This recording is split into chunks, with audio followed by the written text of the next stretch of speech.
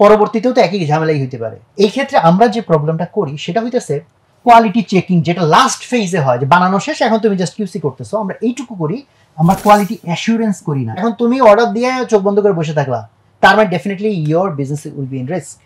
If you are lucky risk হইল না, but mostly রিস্কে পড়ে যাবে। তাহলে তোমার কাজ কি হবে? ধাপে ধাপে তুমি জিনিসটাকে মনিটর করছো কিনা। তোমার ক্ষেত্রে কি করছিলা সেটা? আমি ফার্স্টে যেদিন ওনাদের গার্মেন্টসে গিয়েছিলাম ওইখানে কাপড়টা দেখে আসা হয়েছে, এরপরে জাস্ট যখন বানানো শেষ হয়েছে আমি যখন ডেলিভারিটা আনতে যাব তখন একটা প্রোডাক্ট আমি খুলে দেখেছি যে প্রিন্ট ঠিক আছে কিনা, কোয়ালিটি ঠিক আছে কিনা। প্রবলেমটা কিসে হয়েছে? প্রবলেম হচ্ছে আমার অর্ধেক কাপড় ভিন্ন পড়ছে, যেটাতে ববলিন উঠতো, আর বাকি অর্ধেক কাপড় ঠিক ছিল। এখন আমি যে কাপড়টা চেক করছি, কোয়ালিটি ইনশিওর করছি, ওইটা ঠিক ছিল, কিন্তু বাসায় আনার পর যখন আমি খুলে দেখলাম সবগুলা, তখন প্রবলেমটা হয়ে গেছে। মানে যদি হইতো, তোমার এই প্রবলেম হইতো না যদি তুমি অনেক কোয়ালিফাইড সাপ্লায়ারের কাছে যাইতা। কোয়ালিফাইড সাপ্লায়ার ইন জেনারেল এই কাজ করবে না, অর্ধেক একরকম অর্ধেক আরেক রকম।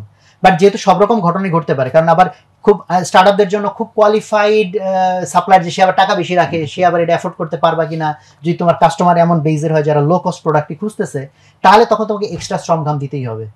ফলে প্রোডাকশন প্রসেসের ভিতরে তোমার লেগে থাকাটা উড বি ভেরি ইম্পর্টেন্ট।